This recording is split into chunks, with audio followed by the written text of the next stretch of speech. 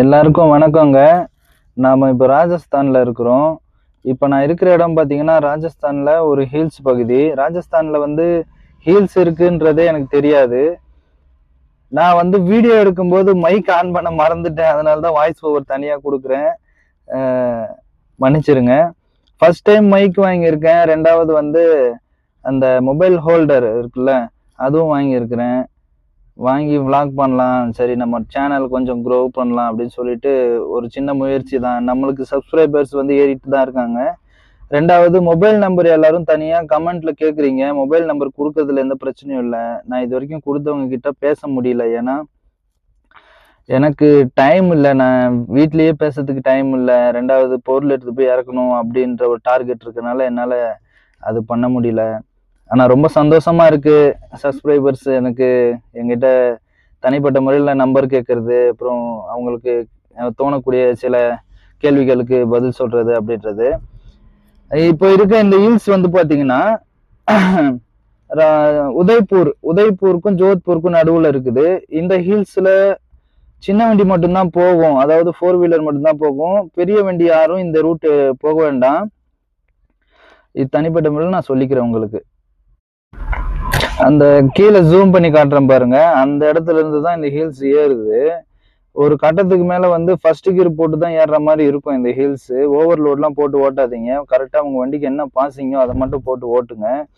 அப்பதான் உங்களுக்கு மைலேஜ் கரெக்ட்டா கிடைக்கும். 2வது இந்த ரூட்ல நான் ஏன் வந்தேன்னு பார்த்தீங்கன்னா, டோல்கேட் இல்ல அது அப்படின்றதுனால தான் டோல்கேட் கட் பண்ணுறதுக்காக தான் இந்த பக்கம் வந்தேன். 2வது எனக்கு 50 கிலோமீட்டர் மிச்சமாகும் இந்த ஹில்ஸ் ரூட் பக்கம் வரும்போது. நீங்களே பாருங்க அந்த ரோடு பாருங்க எவ்வளவு சின்னதா இருக்குன்ட்டு. ஒரு வண்டி வரும்போது நம்ம ஒரு பக்கம் நம்ம வழி கொடுத்தாதான் இன்னொரு வண்டி போகும். அந்த மாதிரி தான் இருக்குது இந்த இடம். அப்புறம் நம்ம சப்ஸ்கிரைபர்ஸ் கிட்ட சொல்ல வேண்டியது ஒரு விஷயம் இருக்குது. அது என்னன்னு பார்த்தீங்கன்னா, நிறைய பேர் கேட்குறீங்க, லைன் ஓட்டுறீங்களே பிரதர், பரவாயில்லையா லைன் ஓட்டுறது பரவாயில்லையா அப்படின்னு சொல்லி கேட்டிருந்தீங்க. லைன் ஓட்டுறதை பொறுத்த வரைக்கும் பார்த்தீங்கன்னா, நீங்கள் எவ்வளோக்கு அளவு அதிகமாக நீங்கள் வாடகை பேசி வரீங்களோ அந்த அளவுக்கு பணம் உங்களுக்கு மிச்சப்படுத்த முடியும்.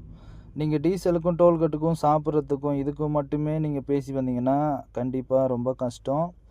மறுபடியும் நான் சொல்கிறேன், நீங்கள் லைன் ஓட்ட விருப்பப்பட்டீங்கன்னா நல்ல வாடகை பேசிட்டு வாங்க. டிரான்ஸ்போர்ட்டர் இருக்கிறவங்க அவங்க சாப்பிட்டு மீதி உங்களுக்கு கொடுப்பாங்க. உஷாராக இருங்க. லைன் ஓட்ட வர்றவங்க அமௌண்ட்டை கரெக்டாக கால்குலேட் பண்ணி கணக்கு பண்ணி நீங்கள் லைன் ஓட்ட வந்தீங்கன்னா உங்களுக்கு பைசா மிச்சப்படுத்த முடியும். அப்புறம் இன்னொரு விஷயம், இங்கே போலீஸ் தொல்லைலாம் எதுவுமே கிடையாது. ஆர்டிஓ தொல்லையெல்லாம் எதுவும் கிடையாது. அதனால் நீங்கள் பர்மிட் போடாமல் போகலாம் அப்படின்னு நினைக்காதீங்க. ஸ்டேட் பெர்மிட் வண்டி வச்சுருக்கவங்க கண்டிப்பாக பர்மிட் போட்டுருங்க. நம்ம மடியில் கனம் இல்லைன்னா வழியில் பயம் இல்லை, ஓகேங்களா? அப்படின்றபோது கண்டிப்பாக பர்மிட் போடுறவங்க பர்மிட் போட்டு இன்சூரன்ஸு, எஃப்சி எல்லாமே கிளியராக கொண்டு வாங்க.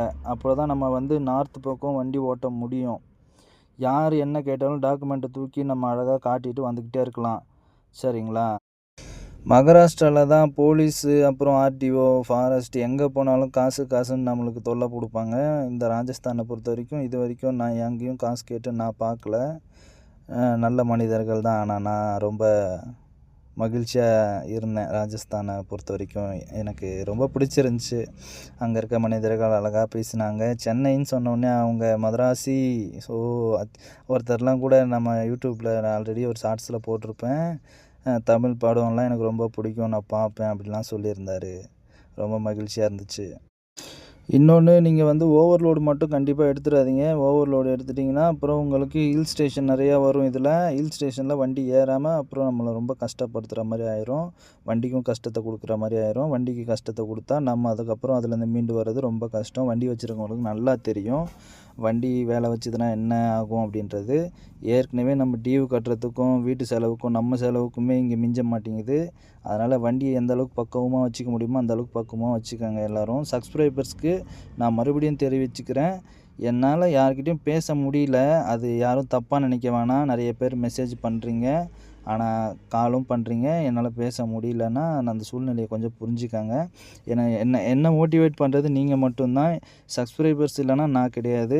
இப்போ தான் புதுசாக நம்ம மைக்கு அப்புறம் அந்த ட்ரைபேட்லாம் வாங்கி சரி கொஞ்சம் நம்ம டைம் இருக்கும்போது நம்மளால் முடிஞ்ச அளவுக்கு 4 விஷயங்களை நம்ம மக்களுக்கு தெரிவிப்போம், நம்மளை மாதிரி ஓட்டுநர் நண்பர்களுக்கு தெரிவிப்போம் அப்படின்ற ஒரு முயற்சியோடு தான் இதை நான் பண்ணுறேன். எல்லாருக்கும் மீண்டும் ஒரு முறை நான் சொல்லிக்கிறேன், ரொம்ப ரொம்ப மிக்க நன்றி. என்னை ஃபாலோ பண்ணுறவங்களுக்கு எல்லாருக்குமே ரொம்ப தேங்க்ஸ். Love you all. ஓகேங்களா? பாய். சேஃப்டியாக இருங்க. ட்ரைவ் பண்ணும்போது ட்ரிங்க் அண்ட் ட்ரைவ் பண்ணாதீங்க. சேஃப்டியாக இருங்க. Thank you so